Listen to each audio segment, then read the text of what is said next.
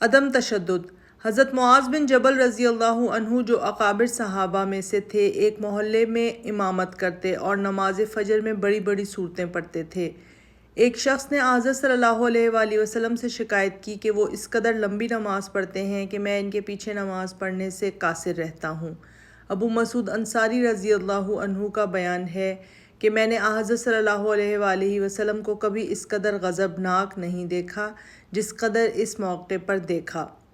آپ صلی اللہ علیہ وآلہ وسلم نے لوگوں سے خطاب کر کے فرمایا، بعض لوگ ایسے ہوتے ہیں جو لوگوں کو متنفر کر دیتے ہیں۔ جو شخص تم میں سے نماز پڑھائے مختصر پڑھائے، کیونکہ نماز میں بوڑھے، کمزور، کام والے سبھی طرح کے آدمی ہوتے ہیں۔ حدود و قصاص میں نہایت احتیاط فرماتے اور جہاں تک ممکن ہوتا درگزر کرنا چاہتے۔ معاذ اسلمی ایک صاحب تھے جو زنا میں مبتلا ہو گئے تھے، لیکن فوراً مسجد میں آئے اور کہا، یا رسول اللہ، میں نے بدکاری کی۔ آپ صلی اللہ علیہ وآلہ وسلم نے منہ پھیر لیا۔ وہ دوسری سمت آئے، آپ نے اور طرف منہ پھیر لیا۔ آپ بار بار منہ پھیر لیتے، وہ بار بار سامنے آ کر زنا کا اقرار کرتے۔ بالآخر آپ نے فرمایا کہ تم کو جنون تو نہیں ہے؟ بولے نہیں۔ پھر پوچھا، تمہاری شادی ہو چکی ہے؟ بولے ہاں۔ آپ صلی اللہ علیہ وآلہ وسلم نے فرمایا، تم نے صرف ہاتھ لگایا ہوگا؟ بولے نہیں، بلکہ مجامعت کی۔ آخر مجبور ہو کر آپ صلی اللہ علیہ وآلہ وسلم نے حکم دیا کہ سنگسار کیے جائیں۔ ایک دفعہ ایک شخص نے آ کر عرض کی کہ مجھ سے گناہ سرزد ہو گیا، آپ حد یعنی سزا کا حکم دیں۔ آپ صلی اللہ علیہ وآلہ وسلم چپ رہے اور نماز کا وقت آ گیا۔ نماز کے بعد انہوں نے پھر آ کر وہی درخواست کی۔ آپ نے فرمایا، کیا تم نے نماز نہیں پڑھی؟ بولے ہاں پڑھ لی۔ ارشاد فرمایا کہ خدا نے تمہارا گناہ معاف کر دیا۔ ایک دفعہ قبیلہ غامد کی ایک عورت آئی اور اظہار کیا کہ میں نے بدکاری کی۔ آپ صلی اللہ علیہ وآلہ وسلم نے فرمایا، واپس جاؤ۔ دوسرے دن پھر آئی اور بولی کہ کیا آپ مجھ کو معاذ کی طرح چھوڑ دینا چاہتے ہیں؟ خدا کی قسم مجھ کو حمل رہ گیا ہے۔ پھر فرمایا، واپس جاؤ۔ وہ چلی گئی۔ تیسرے دن پھر واپس آئی۔ آپ صلی اللہ علیہ وآلہ وسلم نے ارشاد فرمایا کہ بچے کے پیدا ہونے تک انتظار کرو۔ بچہ جب پیدا ہوا تو بچے کو گود میں لیے ہوئی آئی، یعنی اب زنا کی سزا دینے میں کیا تعمل ہے؟ آپ نے فرمایا کہ دودھ پینے کی مدت تک انتظار کرو۔ جب رضاعت کا زمانہ گزر گیا تو پھر حاضر ہوئی۔ اب آپ صلی اللہ علیہ وآلہ وسلم نے مجبور ہو کر سنگسار کرنے کا حکم دیا۔ لوگوں نے اس پر پتھر برسانے شروع کیے۔ ایک صاحب کا پتھر اس کے چہرے پر لگا اور خون کی چھینٹیں اڑ کر ان کے چہرے پر آئیں۔ انہوں نے اس کو گالی دی۔ حضرت صلی اللہ علیہ وآلہ وسلم نے فرمایا، زبان روکو، خدا کی قسم اس نے ایسی توبہ کی ہے کہ جبراً محصول لینے والا بھی اگر یہ توبہ کرتا تو بخش دیا جاتا۔ ایک دن ایک صاحب نے عرض کی کہ ہم لوگ یہودیوں اور عیسائیوں کے ملک میں رہتے ہیں، کیا ان کے برتنوں میں کھانا کھا لیا کریں؟ فرمایا، اور برتن ہاتھ آئیں تو ان کے برتنوں میں نہ کھاؤ، ورنہ ان کو دھو کر کھا سکتے ہو۔ ایک بار ایک صحابی رضی اللہ عنہ نے ماہ رمضان تک کے لیے اپنی بیوی سے زہار کر لیا، لیکن ابھی یہ مدت گزرنے نہ پائی تھی کہ اس سے مقاربت کر لی۔ پھر لوگوں کو اس واقعے کی خبر کی اور کہا کہ مجھے رسول اللہ کی خدمت میں لے چلو۔ سب نے انکار کر دیا۔ انہوں نے خود حضرت صلی اللہ علیہ وآلہ وسلم کی خدمت میں حاضر ہو کے واقعہ بیان کیا۔ آپ نے پہلے تو تعجب ظاہر کیا، پھر ایک غلام آزاد کرنے کا حکم دیا۔ انہوں نے ناداری کا عذر کیا تو آپ نے متصل 2 ماہ تک روزے رکھنے کی ہدایت فرمائی۔ انہوں نے کہا، یہ سب تو رمضان ہی کی وجہ سے ہوا ہے۔ اب آپ نے 60 مسکینوں پر صدقہ کرنے کو فرمایا۔ انہوں نے کہا، ہم تو خود فاقہ کر رہے ہیں۔ آپ نے فرمایا کہ صدقے کے عامل کے پاس جاؤ، وہ تمہیں 1 وسق کھجور دے گا، اس میں سے 60 مسکینوں کو دے دینا اور جو بچے وہ اپنے اہل و عیال پر صرف کرنا۔ وہ پلٹے تو لوگوں سے کہا کہ تم لوگ متشدد اور بدتدبیر تھے، لیکن مجھے رسول اللہ کی خدمت میں حسن رائے اور آسانی نظر آئی۔ ایک بار ایک اور صحابی رضی اللہ عنہ خدمت اقدس میں حاضر ہوئے اور عرض کی کہ یا رسول اللہ، میں برباد ہو گیا، روزے میں اپنی بیوی سے ہم بستر ہوا۔ آپ صلی اللہ علیہ وآلہ وسلم نے فرمایا کہ ایک غلام آزاد کر سکتے ہو؟ کہا نہیں۔ فرمایا 2 مہینے تک متصل روزہ رکھ سکتے ہو؟ کہا نہیں۔ فرمایا 60 محتاجوں کو کھانا کھلا سکتے ہو؟ کہا اس کی بھی قدرت نہیں۔ آپ صلی اللہ علیہ وآلہ وسلم نے تأمل فرمایا۔ کچھ دیر نہ گزری تھی کہ ایک شخص نے کھجوروں کی ایک ٹوکری ہدیۃً پیش کی۔ آپ نے فرمایا، سائل کہاں ہے؟ سائل نے کہا، یا رسول اللہ، میں یہ ہوں۔ فرمایا، ان کھجوروں کو لے جاؤ اور کسی غریب کو خیرات دے دو۔ سائل نے کہا یا رسول اللہ مدینہ میں مجھ سے زیادہ غریب کون ہوگا؟ حضرت صلی اللہ علیہ وآلہ وسلم ہنس پڑے اور فرمایا جاؤ گھر ہی والوں کو کھلا دو۔ تفشف ناپسند تھا۔ رہبانیت اور تفشف کو ناپسند فرماتے تھے۔ صحابہ رضی اللہ عنہم میں سے بعض بزرگ میران طبع یا عیسائی راہبوں کے اثر سے رہبانیت پر آمادہ تھے۔ حضرت صلی اللہ علیہ وآلہ وسلم نے ان کو باز رکھا۔ بعض صحابہ رضی اللہ عنہم ناداری کی وجہ سے شادی نہیں کر سکتے تھے اور ضبط نفس پر بھی قادر نہ تھے۔ انہوں نے قطع عزا کرنا چاہا۔ آپ صلی اللہ علیہ وآلہ وسلم نے سخت ناراضی ظاہر کی۔ قطامہ بن مدعون اور ایک اور صحابی آئے کہ ہم میں سے ایک نے ترک حیوانات اور دوسرے نے ترک نکاح کا عزم کر لیا ہے۔ آپ صلی اللہ علیہ وآلہ وسلم نے فرمایا میں تو دونوں سے متمتع ہوتا ہوں۔ آپ کی مرضی نہ پا کر دونوں صاحب اپنے ارادے سے باز رہے۔ عرب میں صوم وصال کا طریقہ مدت سے جاری تھا، یعنی کئی دن متصل روزے رکھتے تھے۔ صحابہ رضی اللہ عنہم نے بھی اس کا ارادہ کیا، لیکن آپ صلی اللہ علیہ وآلہ وسلم نے سختی سے روکا۔ حضرت عبداللہ بن عمرو رضی اللہ عنہ نہایت مرتاز زاہد تھے۔ انہوں نے عہد کر لیا تھا کہ ہمیشہ دن کو روزہ رکھیں گے اور رات بھر عبادت کریں گے۔ آپ صلی اللہ علیہ وآلہ وسلم کو خبر ہوئی تو بلا بھیجا اور پوچھا کہ کیا یہ خبر صحیح ہے؟ عرض کی ہاں۔ فرمایا کہ تم پر تمہارے جسم کا حق ہے، آنکھ کا حق ہے، بیوی کا حق ہے، مہینے میں 3 دن کے روزے کافی ہیں۔ عبداللہ بن عمرو نے کہا مجھ کو اس سے زیادہ کی طاقت ہے۔ فرمایا کہ اچھا تیسرے دن؟ بولے میں اس سے بھی زیادہ طاقت رکھتا ہوں۔ ارشاد فرمایا کہ ایک دن بیچ دے کر کہ یہی داؤد علیہ السلام کا روزہ تھا اور یہی افضل الصیام ہے۔ انہوں نے عرض کی کہ مجھ کو اس سے بھی زیادہ قدرت ہے۔ ارشاد ہوا بس اس سے زیادہ بہتر نہیں۔ ایک روایت میں ہے کہ عبداللہ بن عمرو رضی اللہ عنہ کی روزہ داری کا چرچا ہوا تو حضرت صلی اللہ علیہ وسلم خود ان کے پاس تشریف لے گئے۔ انہوں نے استقبال کیا اور چمڑے کا گدا بچھا دیا۔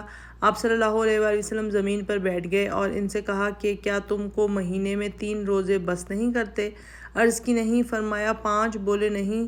غرض آپ صلی اللہ علیہ وآلہ وسلم بار بار تعداد بڑھاتے جاتے اور وہ اس پر راضی نہ ہوتے۔ بالآخر آپ نے فرمایا کہ اخیر حد یہ ہے کہ ایک دن افطار کرو اور ایک دن روزہ رکھو۔ ایک دفعہ حضرت ابو ہریرہ رضی اللہ عنہ نے عرض کی کہ یا رسول اللہ میں جوان آدمی ہوں اور اتنا مقدور نہیں کہ نکاح کروں، نہ اپنے نفس پر اطمینان ہے۔ حضرت صلی اللہ علیہ وآلہ وسلم چپ رہے۔ حضرت ابو ہریرہ نے پھر یہی الفاظ کا اعادہ کیا۔ آپ چپ رہے۔ 12 کہا تو آپ صلی اللہ علیہ وآلہ وسلم نے فرمایا کہ خدا کا حکم ٹل نہیں سکتا۔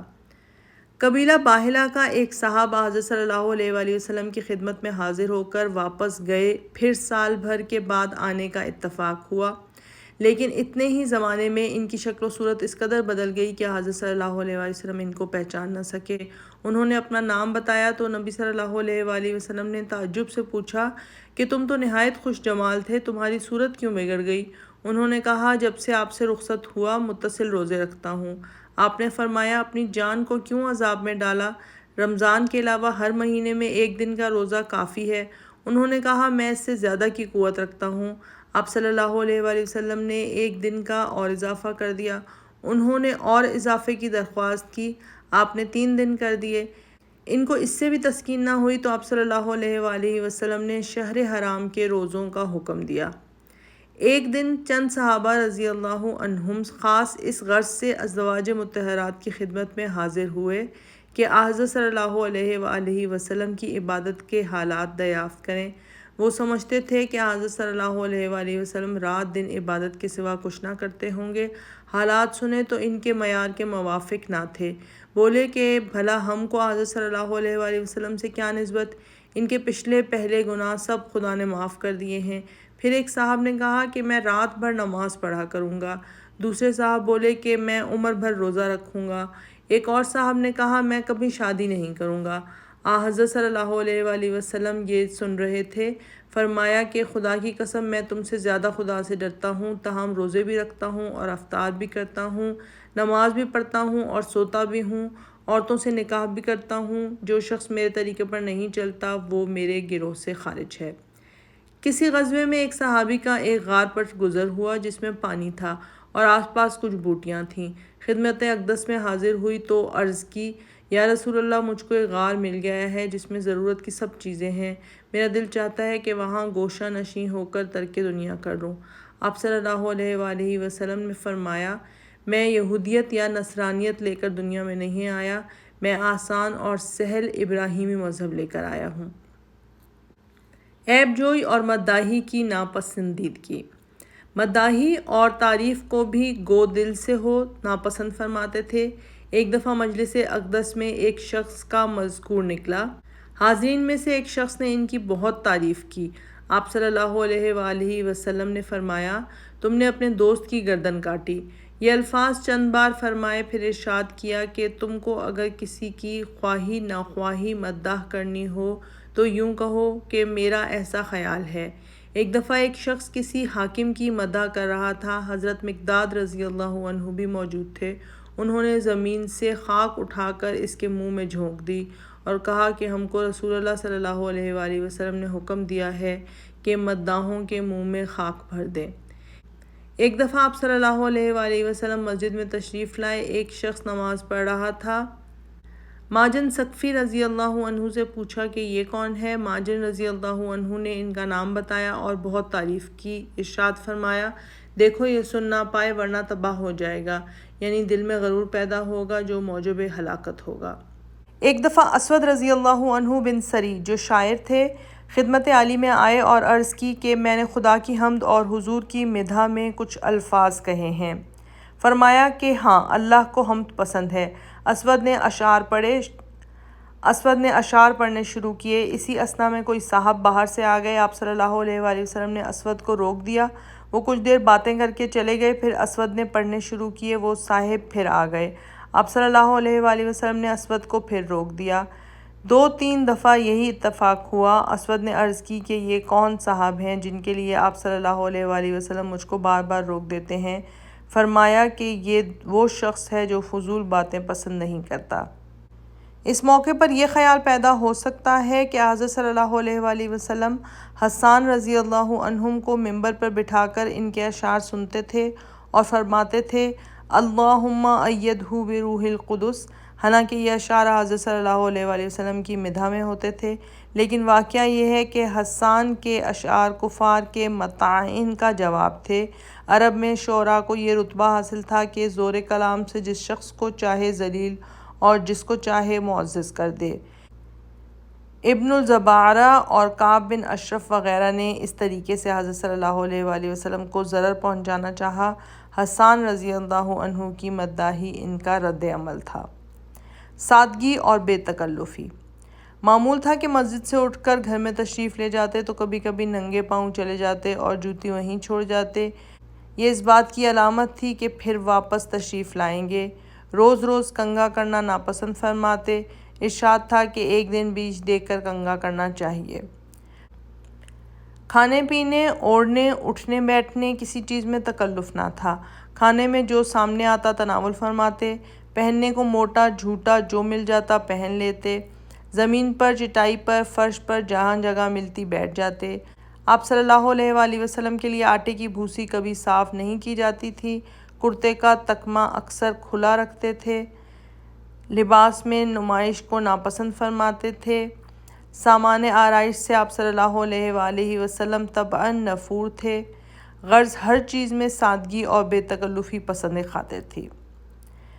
عمارت پسندی سے اجتناب۔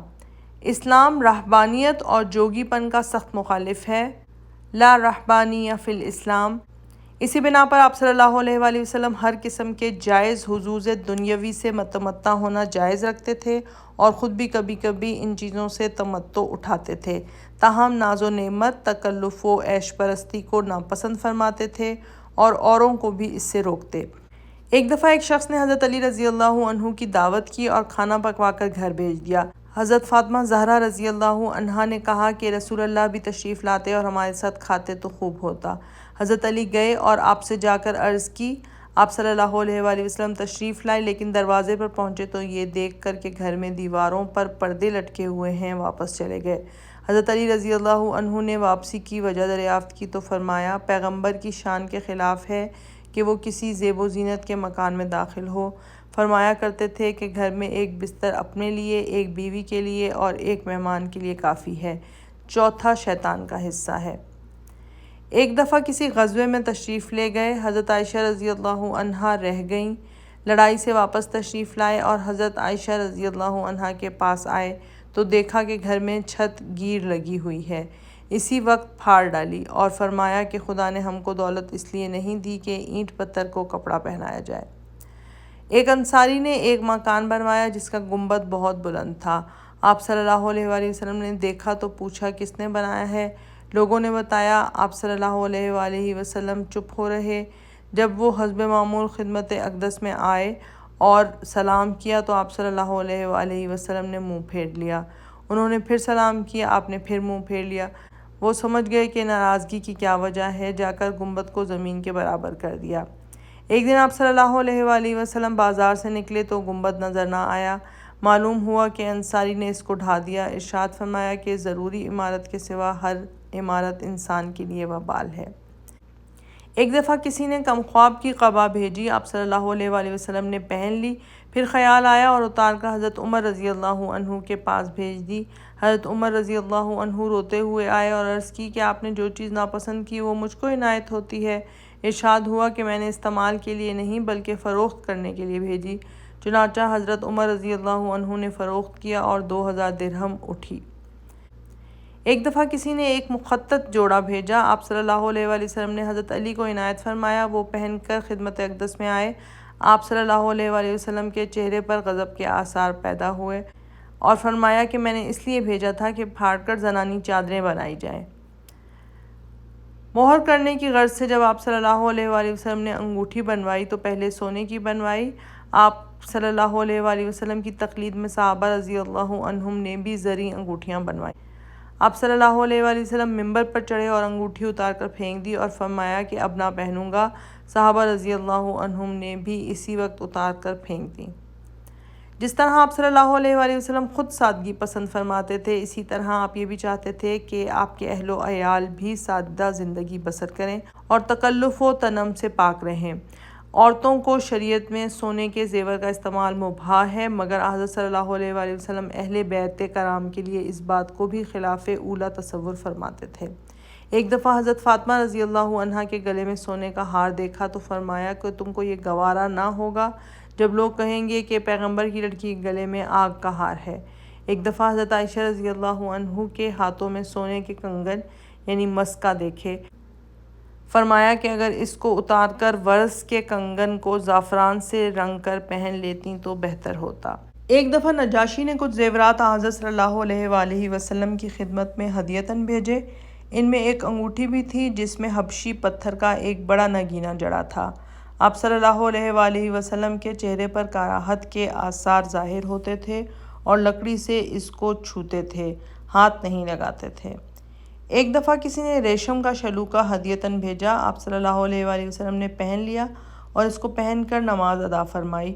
نماز سے فارغ ہو کر نہایت کراہت اور نفرت کے ساتھ نوچ کر اتار ڈالا، پھر فرمایا پرہیزگاروں کے لیے یہ کپڑے مناسب نہیں۔ تواضع اور خاکساری کی راہ سے اکثر معمولی کپڑے استعمال فرماتے تھے۔ حضرت عمر رضی اللہ عنہ کا خیال تھا کہ جمعہ اور عیدین میں یا سفراء کے ورود کے موقع پر آپ صلی اللہ علیہ وآلہ وسلم شان و تجمل کے کپڑے زیب تن فرمائیں۔ اتفاق سے ایک بار راستے میں ایک ریشمی کپڑا حلہ سیرہ بک رہا تھا۔ حضرت عمر رضی اللہ عنہ نے موقع پا کر عرض کی یا رسول اللہ، یہ کپڑا حضور خرید لیں اور جمعے میں اور سفراء کی آمد کے موقع پر ملبوس فرمائیں۔ ارشاد فرمایا کہ یہ وہ پہنے ہیں جس کا آخرت میں کوئی حصہ نہیں۔ اکثر موٹے جھوٹے اور بھیڑ کے بال کے بنے ہوئے کپڑے پہنتے تھے اور انہی کپڑوں میں وفات پائی۔ بستر کمبل کا تھا، کبھی چمڑے کا جس میں کھجور کی چھال بھری ہوتی تھی، کبھی معمولی کپڑا جو 2 تہہ کر دیا جاتا تھا۔ حضرت حفصہ رضی اللہ عنہا بیان کرتی ہیں کہ ایک شب کو میں نے بستر مبارک 4 تہہ کر کے بچھایا کہ ذرا نرم ہو جائے۔ صبح اٹھ کر حضرت صلی اللہ علیہ وآلہ وسلم نے ناگواری ظاہر فرمائی۔ 9 ہجری میں جبکہ یمن سے شام تک صرف اسلام کی حکومت تھی، فرما روائے اسلام کے گھر میں صرف ایک کھری چارپائی اور چمڑے کا سوکھا ہوا مشکیزہ تھا۔ حضرت عائشہ رضی اللہ عنہا بیان کرتی ہیں کہ جب آپ صلی اللہ علیہ وآلہ وسلم نے وفات پائی تو تھوڑے سے جو کے سوا گھر میں کھانے کو کچھ نہ تھا۔ صحابہ رضی اللہ عنہم سے فرمایا کرتے تھے کہ دنیا میں انسان کے لیے اتنا کافی ہے جتنا ایک مسافر کو زیادہ راہ کے لیے۔ ایک دفعہ ایک بوریے پر آرام فرما رہے تھے، اٹھے تو لوگوں نے دیکھا کہ پہلو مبارک پر نشان پڑ گئے ہیں۔ عرض کی یا رسول اللہ، کیا ہم لوگ کوئی گدھا بنوا کر حاضر کریں؟ ارشاد ہوا کہ مجھ کو دنیا سے کیا غرض، مجھ کو دنیا سے اسی قدر تعلق ہے جس قدر اس سوار کو جو تھوڑی دیر کے لیے راہ میں کسی درخت کے سائے میں بیٹھ جاتا ہے پھر اس کو چھوڑ کر آگے بڑھ جاتا ہے۔ ایلا کے زمانے میں حضرت عمر رضی اللہ عنہ جب مشربہ میں جو اسباب کی کوٹری تھی حاضر ہوئے تو ان کو نظر آیا کہ سرور عالم کے بیت اقدس میں دنیاوی ساز و سامان کی کیا کیفیت ہے، جس میں مبارک پر صرف ایک تہ بند ہے، ایک کھری چرپائی بچھی ہے، سرہانے ایک تکیہ پڑا ہے جس میں خرمے کی چھال بھری ہے، ایک طرف مٹھی بھر جو رکھے ہیں، ایک کونے میں پائے مبارک کے پاس کسی جانور کی کھال پڑی ہے، کچھ مشکیزے کی کھالیں سر کے پاس کھونٹی پر لٹک رہی ہیں۔ یہ دیکھ کر حضرت عمر رضی اللہ عنہ کہتے ہیں کہ میری آنکھوں سے آنسو جاری ہو گئے۔ آپ صلی اللہ علیہ وآلہ وسلم نے رونے کا سبب دریافت فرمایا۔ عرض کی یا رسول اللہ، میں کیوں نہ روؤں؟ چارپائی کے باندھ سے جس میں اقدس میں بدیاں پڑ گئی ہیں، یہ آپ کے اسباب کی کوٹری ہے، اس میں جو سامان ہے وہ نظر آ رہا ہے۔ کیسر و کسرہ تو باغ و بہار کے مزے لوٹیں اور آپ خدا کے پیغمبر اور برگزیدہ ہو کر آپ کے سامان خانہ کی یہ کیفیت ہو۔ ارشاد فرمایا کہ اے ابن خطاب، تم کو یہ پسند نہیں کہ وہ دنیا لیں اور ہم آخرت؟ مساوات۔ آپ صلی اللہ علیہ وآلہ وسلم کی نظر میں امیر و غریب، صغیر و کبیر، آقا و غلام سب برابر تھے۔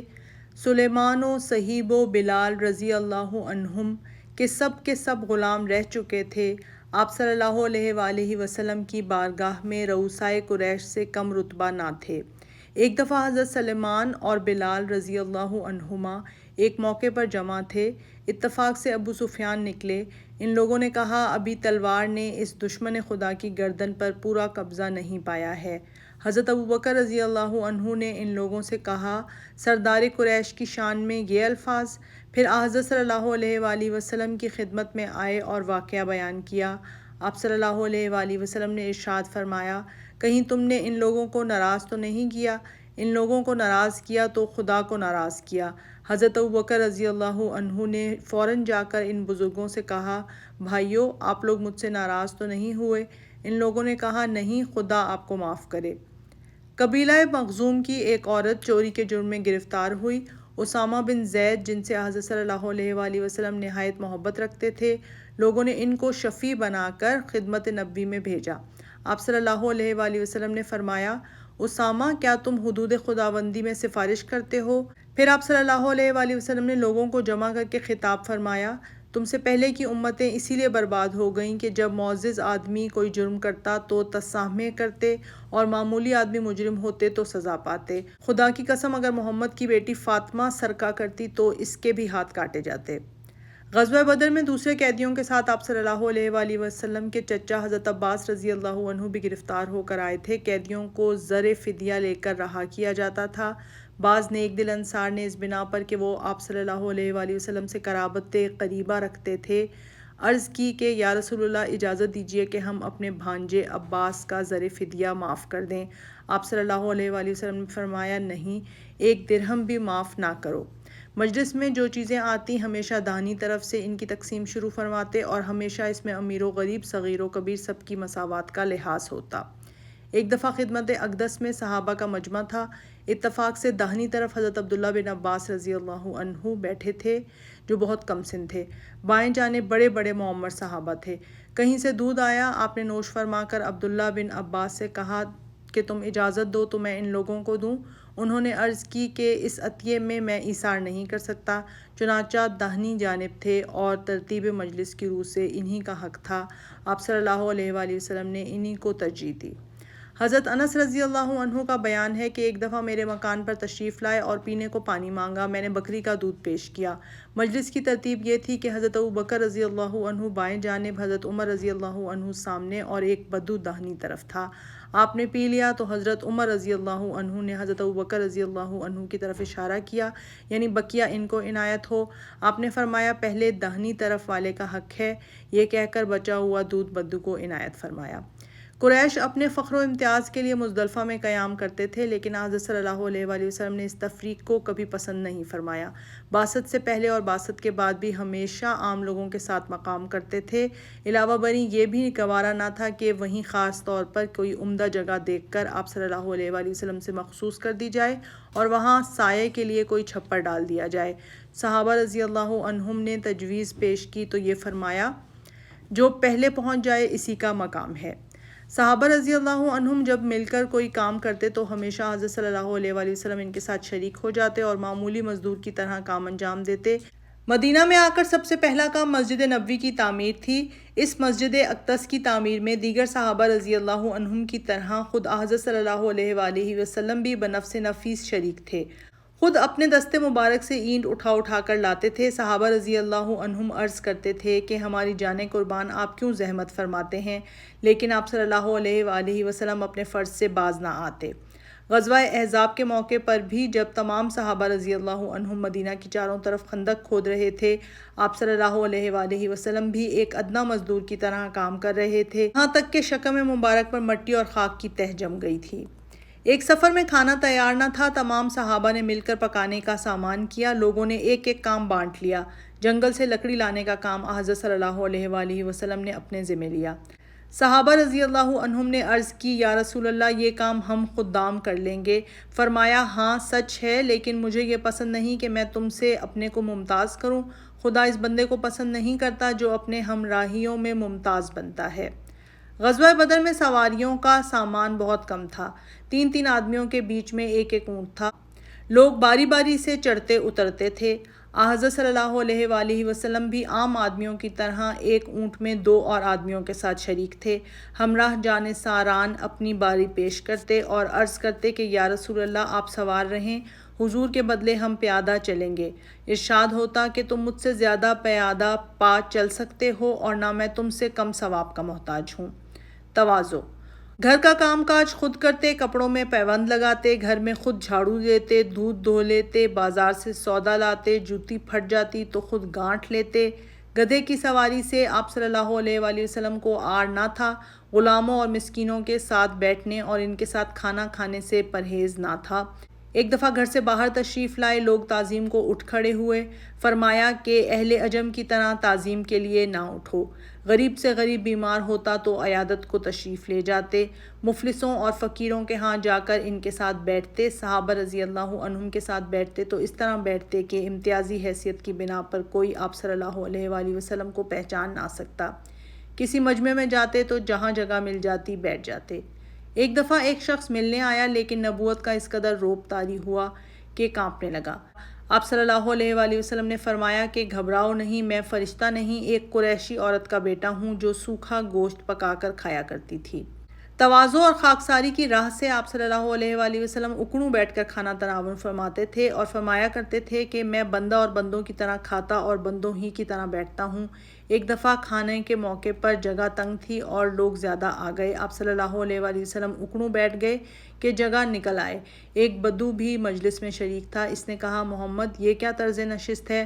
آپ نے فرمایا، خدا نے مجھے خاکسار بندہ بنایا ہے، جبار اور سرکش نہیں بنایا ہے۔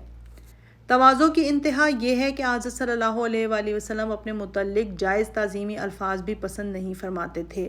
ایک بار ایک شخص نے ان الفاظ سے آپ صلی اللہ علیہ وآلہ وسلم کو خطاب کیا، اے ہمارے آقا اور ہمارے آقا کے فرزند، اور اے ہم میں سب سے بہتر اور سب سے بہتر کے فرزند۔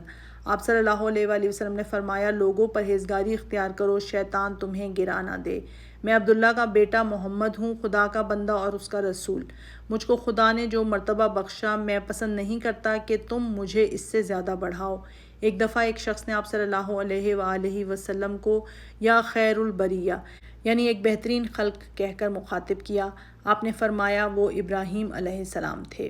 عبداللہ رضی اللہ عنہ بن شقیر کا بیان ہے کہ بنی عامر کی سفارت کے ساتھ ہم لوگ خدمت اقدس میں آئے تو عرض کی، حضور ہمارے آقا یعنی سید ہیں۔ ارشاد فرمایا کہ آقا خدا ہے۔ پھر ہم لوگوں نے عرض کی کہ آپ ہم میں سب سے افضل اور سب سے برتر ہیں۔ ارشاد ہوا کہ بات کہو تو دیکھ لو کہ شیطان تو تم کو نہیں چرا رہا ہے۔ مدینہ منورہ میں ایک عورت تھی جس کے دماغ میں کچھ فطور تھا۔ آپ صلی اللہ علیہ وآلہ وسلم کی خدمت میں آئی اور کہا کہ محمد، مجھ کو تم سے کچھ کام ہے۔ فرمایا جہاں کہو چل سکتا ہوں۔ ابو داؤد کتاب الادب۔ وہ آپ صلی اللہ علیہ وآلہ وسلم کو ایک کوچے میں لے گئی اور وہیں بیٹھ گئی۔ آپ صلی اللہ علیہ وآلہ وسلم بھی اس کے ساتھ بیٹھ گئے اور جو کام تھا انجام دے دیا۔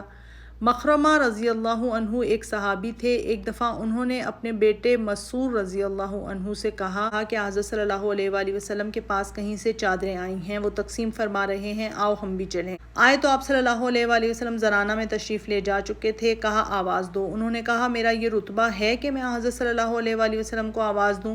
مخرمہ نے کہا بیٹے محمد جبار نہیں ہیں۔ ان کی جرأت دلانے سے مسعور نے آواز دی۔ حضرت صلی اللہ علیہ وآلہ وسلم فوراً نکل آئے اور ان کو دیبا کی قبا عنایت کی جن کی گھنڈیاں زرعی تھیں۔ ایک دفعہ ایک انصاری نے ایک یہودی کو یہ کہتے سنا کہ اس خدا کی قسم جس نے موسیٰ کو تمام انسانوں پر فضیلت دی، یہ سمجھے کہ حضرت صلی اللہ علیہ وآلہ وسلم پر تعریض ہے۔ غصے میں آ کر اس نے منہ پر تھپڑ کھینچ مارا۔ وہ حضرت صلی اللہ علیہ وآلہ وسلم کے پاس فریادی آیا۔ آپ صلی اللہ علیہ وآلہ وسلم نے انصاری کو بلا بھیجا اور واقعے کی تحقیق کے بعد فرمایا کہ مجھ کو انبیاء پر فضیلت نہ دو۔ انسان کے غرور طرفہ کا اصلی موقع وہ ہوتا ہے جب وہ اپنے چپ و راست جلوہ میں ہزاروں آدمیوں کو چلتے ہوئے دیکھتا ہے جو اس کے ایک اشارے پر اپنی جان تک قربان کر دینے کو تیار ہیں، خصوصاً جب وہ فاتحانہ ایک جرار و پرجوش لشکر کے ساتھ شہر میں داخل ہوتا ہے۔ لیکن حضرت صلی اللہ علیہ وآلہ وسلم کے تواضع و خاکساری کا منظر اس وقت اور نمایاں ہو جاتا ہے۔ فتح مکہ کے موقع پر جب آپ صلی اللہ علیہ وآلہ وسلم شہر میں داخل ہوئے تو توازن سر مبارک کو اس قدر جھکا دیا کہ کجاوے سے عقل مل گیا۔ غزوہ خیبر میں جب آپ صلی اللہ علیہ وآلہ وسلم کا داخلہ ہوا تو آپ ایک گدھے پر سوار تھے جس میں لگام کی جگہ کھجور کی چھال بندھی ہوئی تھی۔ حجۃ الوداع میں جس کجاوے پہ آپ صلی اللہ علیہ وآلہ وسلم سوار تھے سن چکے ہو کہ اس کی قیمت کیا تھی۔